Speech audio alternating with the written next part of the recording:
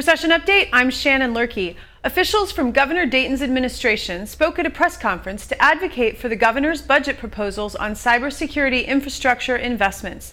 The governor requests a total of $125 million, of which $50 million would go towards a modern digital infrastructure, and $74 million would be dedicated to reforms ensuring that the IT infrastructure is up to date, safe, and secure. Here's that press conference. Thank you all for being here. I think in the governor's budget released, you saw two critical priority areas for the governor and lieutenant governor around cybersecurity and IT modernization. More and more state government is realizing that to deliver on the mission of state government, we depend on our IT infrastructure, just like our state depends on roads and bridges and the infrastructure to do that work that we need to do. Critical to that work is making sure that the private data, the information that government handles and deals with on a daily basis, that we're protecting Minnesotans as we do that work. We're also seeing that just like the private sector, if we don't have modern, upgraded systems and infrastructure, we can't be as efficient and effective in the services that we provide to Minnesotans. So these two areas are of critical importance to the governor and lieutenant governor as evidenced in the budget recommendations, and I will turn it over to our two commissioners that are leading these efforts, Commissioner Franz and Commissioner Baden from Minute. And I would say that for a number of years, Commissioner Baden has been working closely with General Nash and Military Affairs around this critical work as well. Good morning. My name is Myron Franz, Commissioner of Minnesota Management and Budget. Thank you for being here today.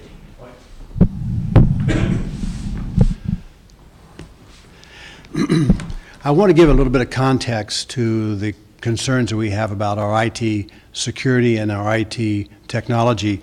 The state of Minnesota, as you know, serves Minnesotans every day in a number of different ways. Just a couple of examples to show you the magnitude.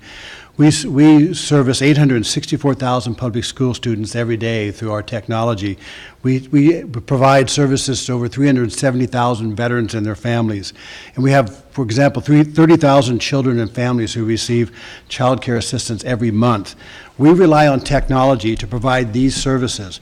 Nearly every critical government service that we provide Minnesotans is provided through our IT systems. We manage a $76 billion biennial budget, and we process all of our financial transactions using IT systems. From payments to businesses who do business with the state, from tax refunds to over 1.7 million taxpayers a year, to college grants to over 100,000 students every year. We rely on these systems. We complete over 300,000 transactions daily, which total over 109 million transactions a year. Every year, 90% of the state expenditures that come through the state's budget are provided directly to schools, to cities, to counties, and individuals. Those payments are made through our IT system. Minnesota Management and Budget is responsible for the core financial and human resource systems that allow state government to provide services, critical services to Minnesotans. These systems include the state accounting systems. I'm going to mention a little bit more detail about that in a minute. But our human resource system allows us to hire, pay, insure, and train our employees, 34,000 employees. With this system, we process 55,000 employee paychecks every 2 weeks, which includes Minnesota State employees, and we issue 1.4 million paychecks a year under this system. If these IT systems are compromised from a security standpoint, the following kinds of payments would be at risk. For example, we pay out over $14 billion in annual payments to cities, counties, nonprofit organizations that provide support services for housing, employment, food assistance to individuals and families. The private data, as Chief of Staff Tincher mentioned, the private data on employees, their dependents, businesses that do work for the state, and individuals that receive payments would all be at risk. The governor's proposal is to tackle two specific problems. Number one is the cybersecurity that Chief of Staff Tincher mentioned. The governor has proposed spending $74 million to update and make our security system safe and secure. He's also proposed $51 million to upgrade our IT technology to make sure that our services can be delivered effectively. That's a $125 million investment in IT infrastructure and security around the state. Let me just give you two quick examples, and I'll turn it over to Commissioner Dayton. First, under the statewide accounting system, that's our accounting, our financial, and our procurement IT system. We use it to pay individuals, to pay businesses, to pay nonprofit organizations, school districts, cities, and counties. It bills customers for money due to the state. It's the official record for the state's financial affairs, and it supports services for all Minnesotans.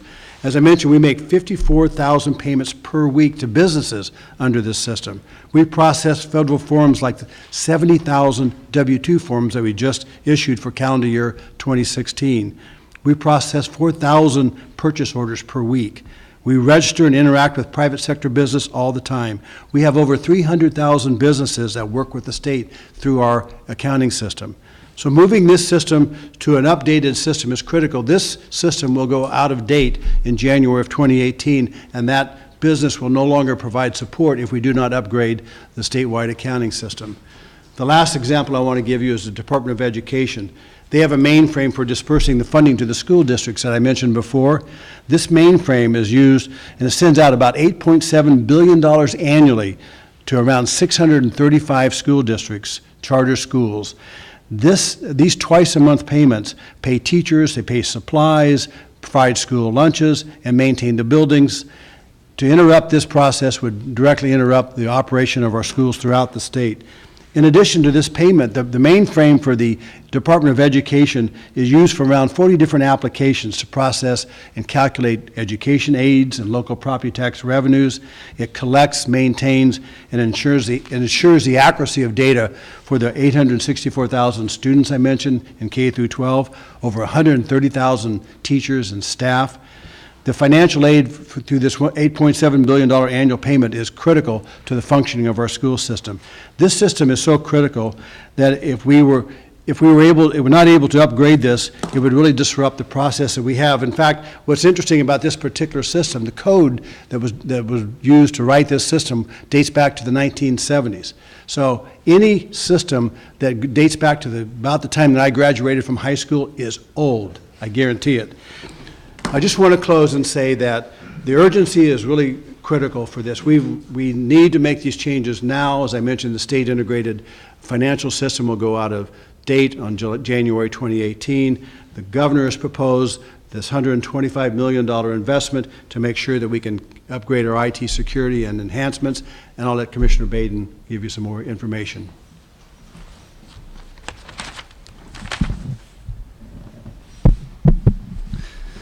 Good morning, everyone. My name is Thomas Baden, Commissioner and State CIO.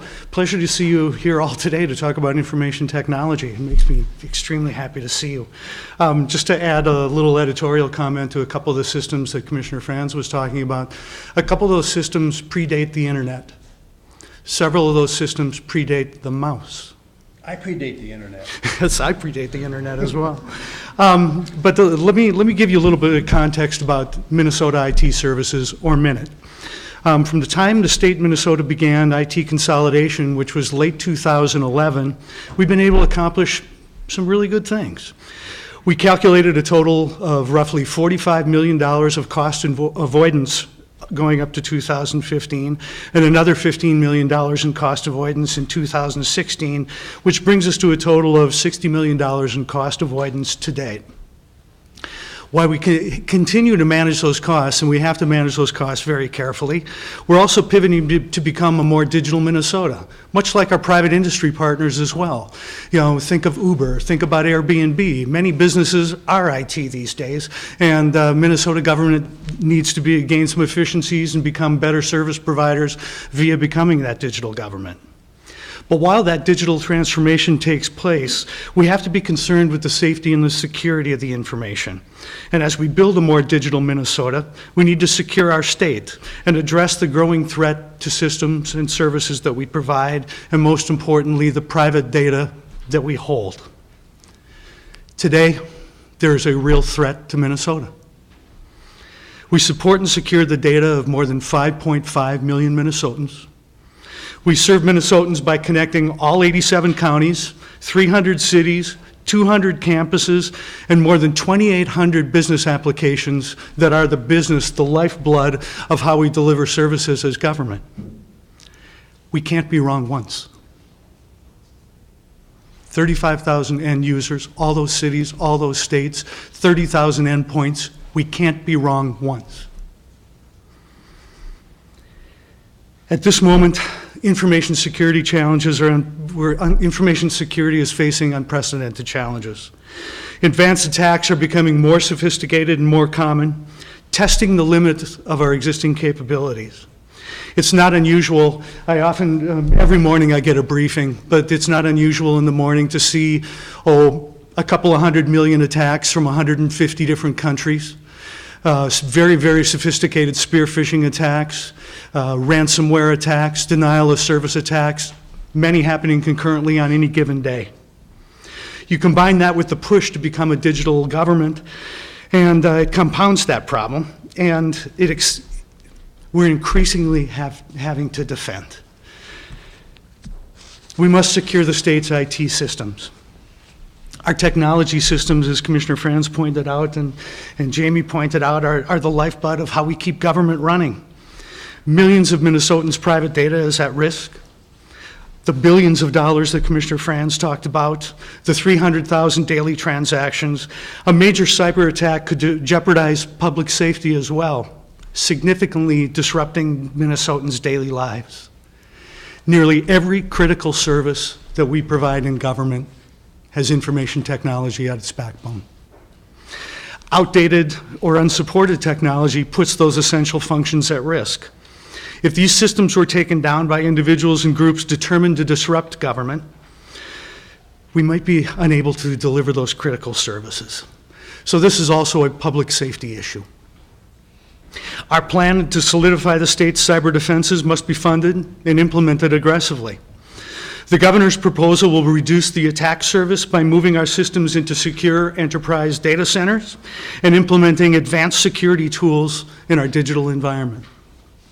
This plan's been vetted by many private industry and cybersecurity leaders in Minnesota who all agree on one thing. The plan needs to be implemented as soon as possible. In closing, the cost of doing nothing is too great. The cost of failing to bolster our cybersecurity, the cost could be staggering. A major breach would require our state to pay millions in identity theft costs and lead to millions of dollars in consumer fraud losses.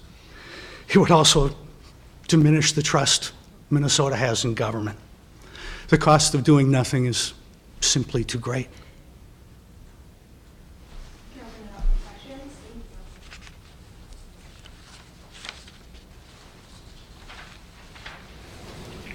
Anybody? Commissioner Franz, you talked about 125 million, but I noticed on this fact sheet there's also a 10 million mention here for e-procurement. Does that fall under that too? So, or is that part of the 125? So that's part of the modernization, and so the e-procurement, Commissioner Mossman and the Department of Administration, if you look at the data tools that they have right now, they can't, with the equipment and the technology they have, efficiently track all of our spending, particularly across targeted group businesses. The system is also not designed so that we can ensure that employees are actually getting the lowest bargained cost.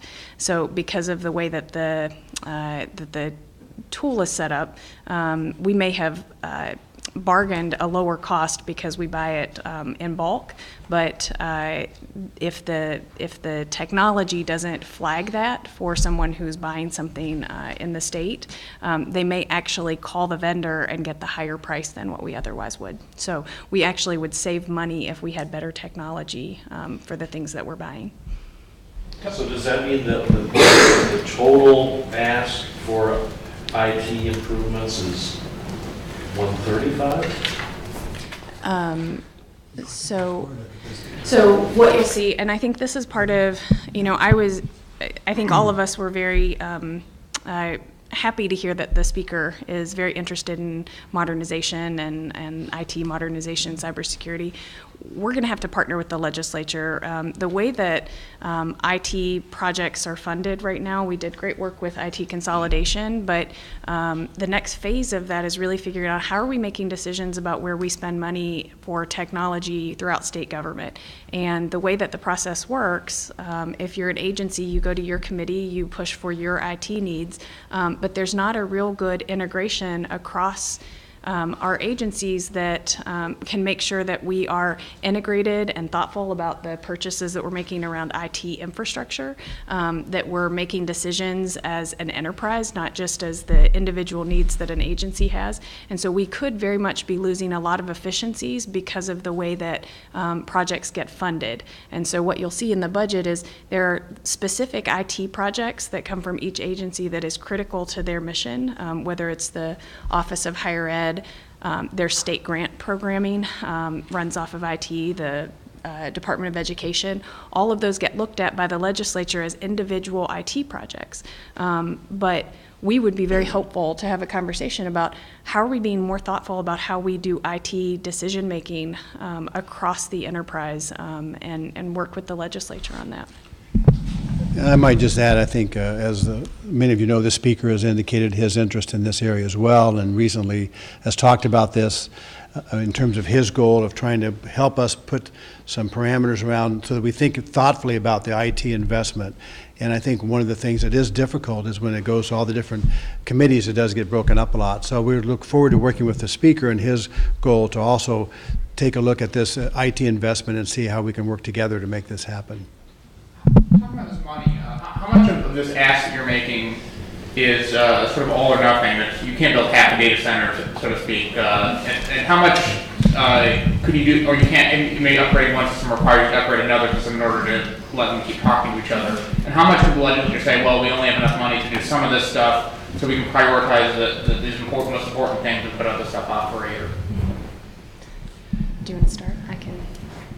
Take the first one.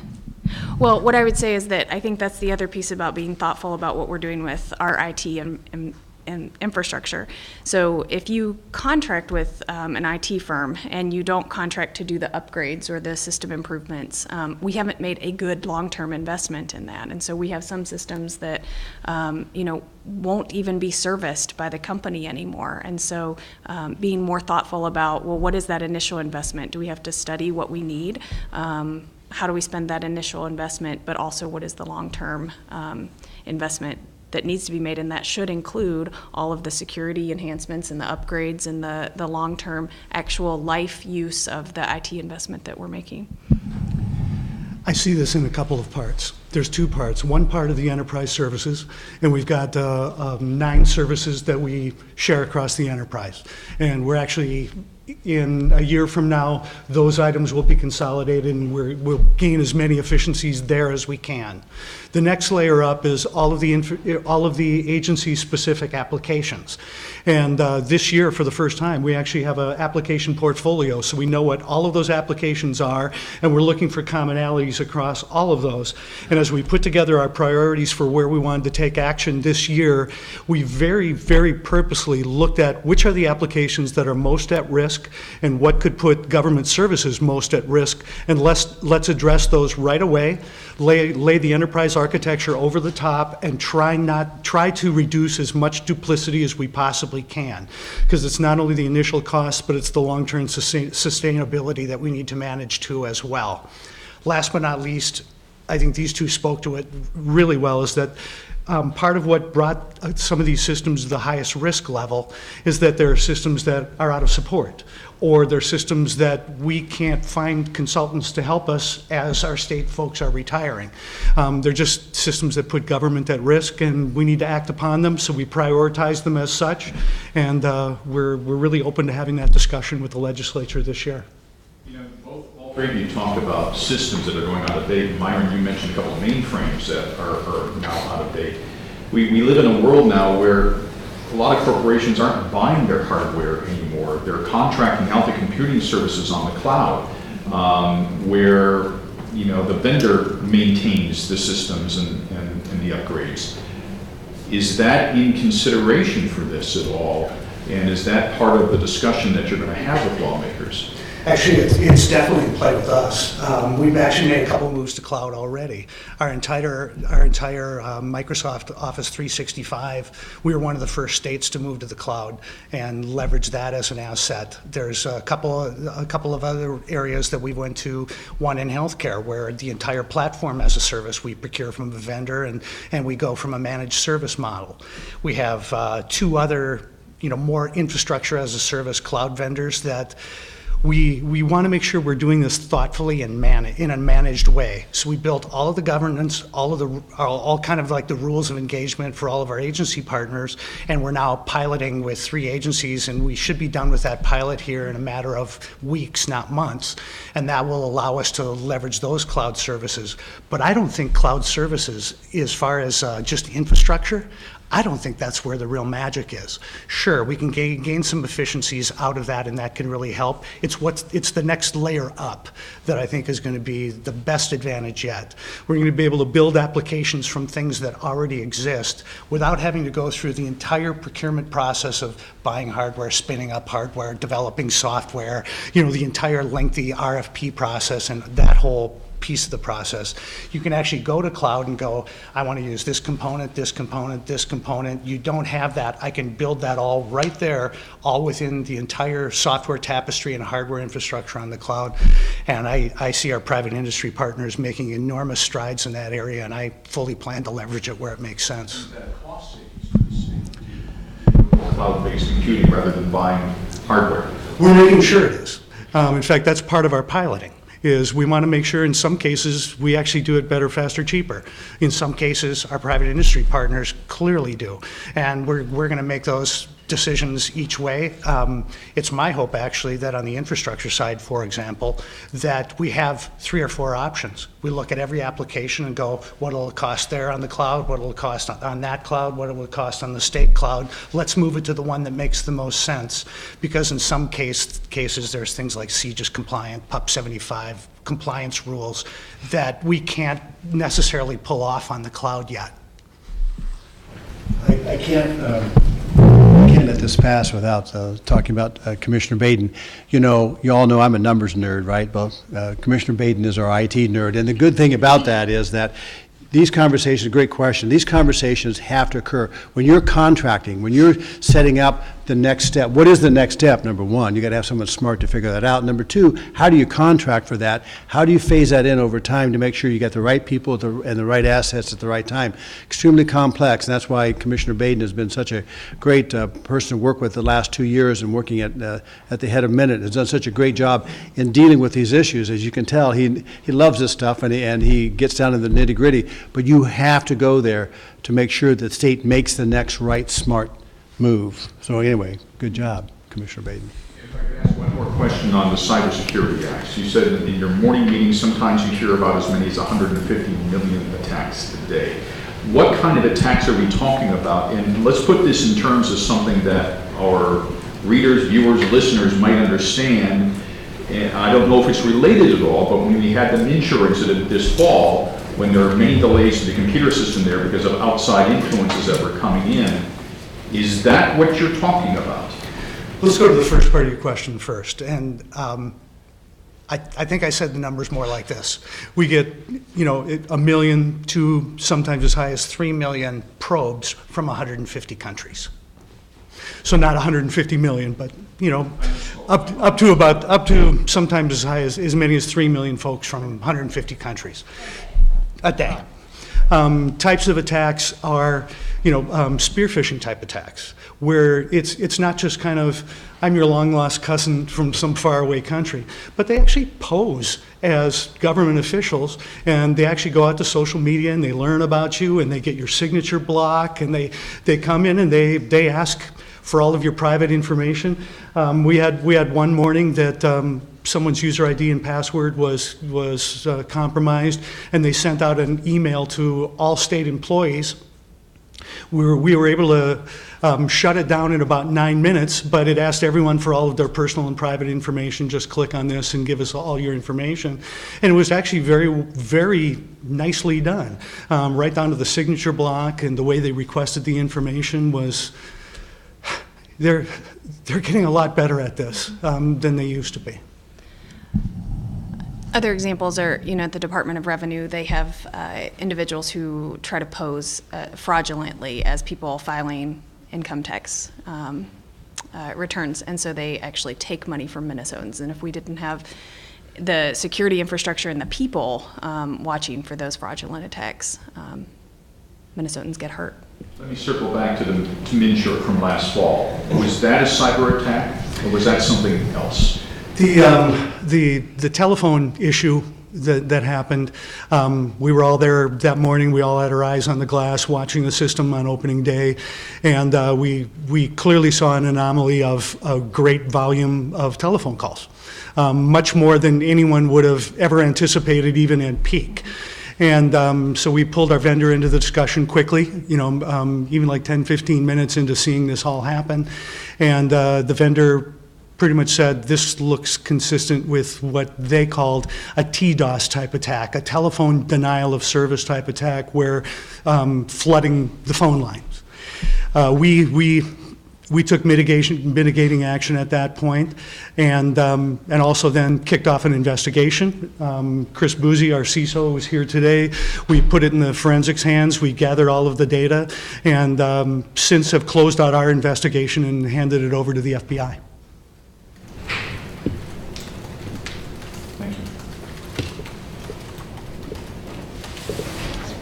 Thank you. So is that education department system, is that super vulnerable or amazingly safe because it's so antiquated?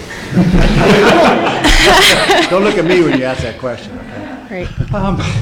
It's actually a very good question, because when I look at trying to get consultants to help us with that, most of them have been retired for 20 years. And therefore, in some ways, it may be more secure in that nobody codes in those languages anymore. On the other hand, it's not very secure because I can't upgrade the operating system, and we haven't been able to upgrade the operating system in many years. And we firewalled it off. We've done all the protection we can on it, but it is clearly one of our at-risk systems.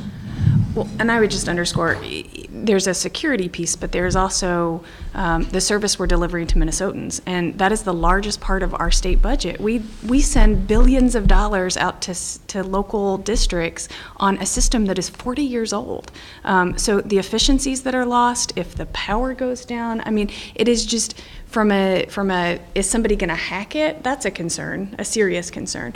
But there's also a concern about what if it just breaks down? That is the largest part of our budget, and it is our children that are being educated. It is the teachers that are getting paid on that system. And if we were the private sector, I don't know any CEO that would sit there and say, I'm not going to invest in this infrastructure. That is the largest part of our budget. And how much of this proposal would go toward upgrading that system? So that system is a specific line item, let's see. 3.2. So that mainframe is $3.2 million. So I think that underscores the piece that what we're seeing more and more across the enterprise is that you have to have the IT experts that are saying, here's from an IT standpoint, security, the infrastructure, these are the decisions and the options you have. From a business standpoint and the business needs that we have across the enterprise, what are the things we want to deliver to Minnesotans? How do we put those two together? And the piece that we have to figure out is how do we finance that in the smartest, most efficient, long-term way? And that's going to have to be a partnership with the legislature. And I would argue that financing piece has really stalled us from an enterprise strategic thinking around IT investments. As the governor's chief of staff, can you, on a different topic, can you elaborate a bit on how the governor is monitoring the ramifications of the president's executive orders? Yes, so we had a cabinet call this morning, and so we're getting information from all of our commissioners on any issues that are being flagged in their agencies. The Department of Management and Budget, we're very concerned about communicating with our state employees. We've got a lot of employees that are concerned about the impacts to them personally, so we're going to work with MMB around how we can support our HR directors and provide some guidance. I know that Commissioner Consilius raised a lot of concerns about what's happening around our state at our schools and how this is impacting our kids and our parents and our teachers and what do they say to their students. So we're monitoring all of those things and getting information and providing the best advice back out as possible. Commissioner Consilius's concerns, can you elaborate on that a little bit more? I just About the refer schools. you to the governor's statement, Bill, on that. He made a statement about this today. No, I know we did. Yeah, I know we did. Does anyone have questions on this topic? Any last questions on security? All right, sounds good. Thank you. Thank you very much.